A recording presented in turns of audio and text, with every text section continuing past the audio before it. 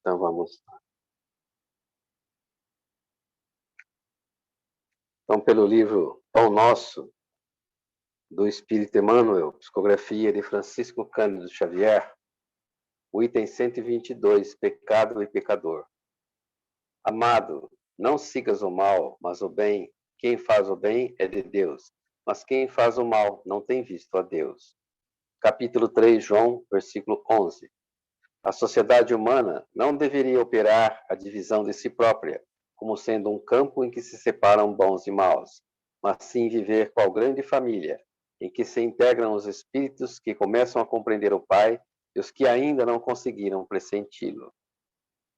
Claro que as palavras maldade e perversidade ainda comparecerão os vastíssimos anos no dicionário terrestre, definindo certas atitudes mentais inferiores. Todavia, é forçoso convir que a questão do mal vai obtendo novas interpretações na inteligência humana. O evangelista apresenta conceito justo. João não nos diz que o perverso está exilado de nosso Pai, nem que se conserva ausente da criação. Apenas afirma que não tem visto a Deus. Isso não significa que devamos cruzar os braços ante as ervas venenosas e zonas pestilenciais do caminho. Todavia, obriga-nos a recordar que um lavrador não retira espinheiros e detritos do solo, a fim de convertê-lo em precipícios. Muita gente acredita que o homem caído é alguém que deve ser aniquilado. Jesus, no entanto, não adotou essa diretriz. Dirigindo-se amorosamente ao pecador, sabia-se, antes de tudo, defrontado por enfermo infeliz, a quem não se poderia subtrair as características da eternidade. Luta-se contra o crime, mas ampara-se a criatura que se lhe enredou nas malhas tenebrosas. O mestre indicou o combate constante contra o mal. Contudo, aguarda a fraternidade legítima entre os homens, por marco sublime do reino celeste. Então, essa leitura de hoje, cujo título é Pecado e Pecador, nos fala do caído e nos fala da atitude que devemos ter em relação a esses irmãos, que mesmo caídos, não deixam de ser nosso irmão.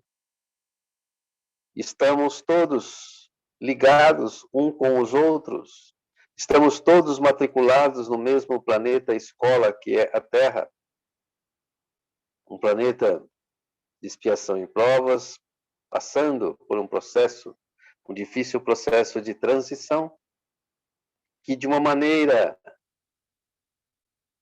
ímpar impacta cada um de nós, onde as nossas inferioridades que ainda não dominamos em nós afloram para que travemos o bom combate, aperfeiçoando as nossas virtudes em detrimento dos nossos defeitos. E precisamos enxergar no próximo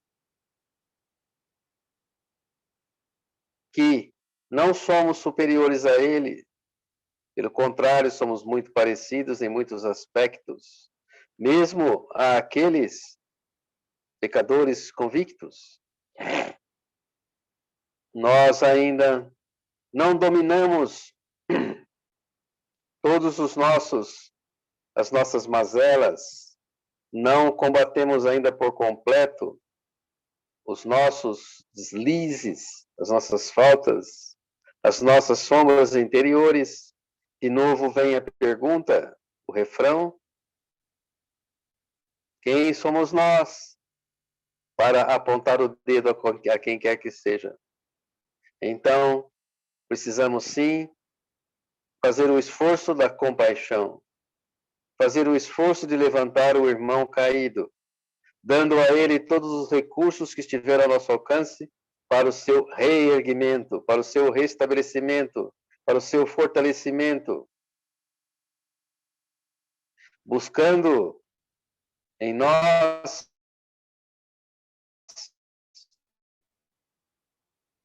e nos espíritos maiores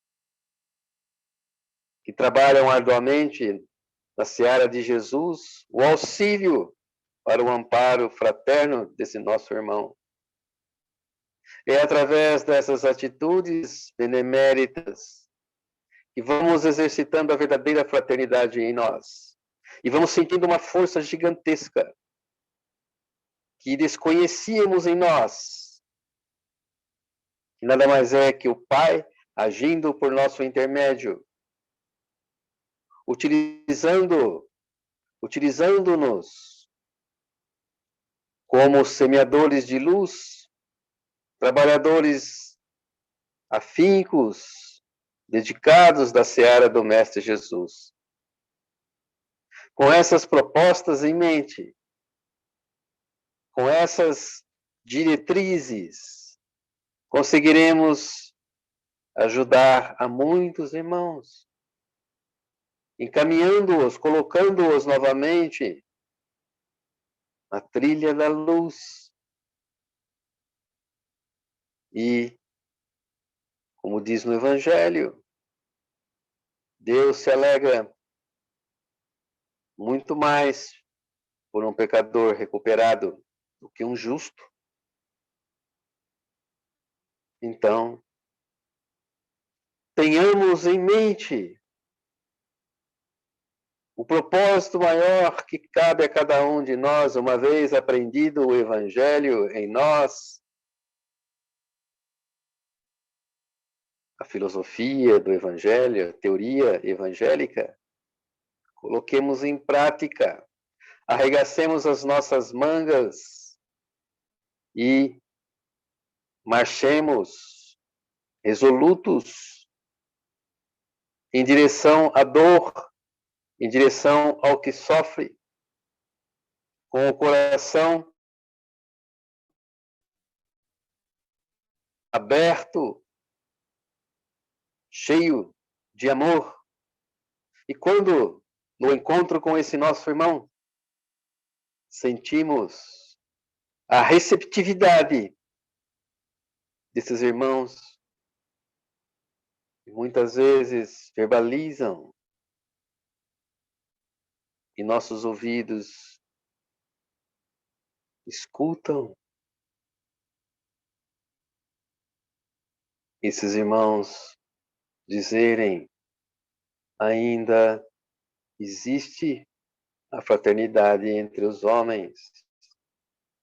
Quando não, nos chamam de anjos benditos que o estão socorrendo em suas necessidades e louvam ao Pai e nos abençoam e enche os nossos corações de alegria.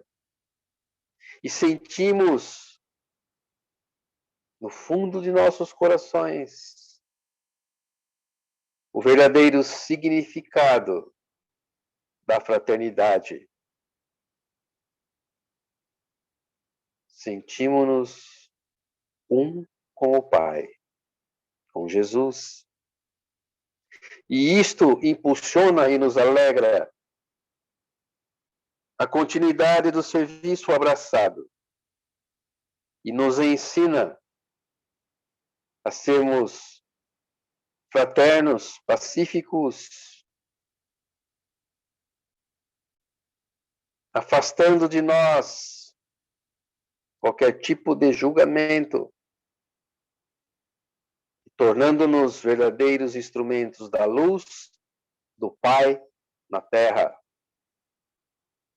Servidores dedicados na seara na qual nos achamos matriculados, desse querido e amado Mestre Jesus,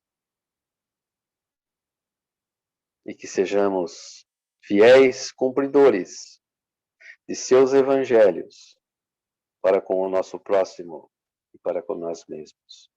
E que Deus abençoe a cada um de nós nesta noite. Que Jesus fortaleça nossos corações.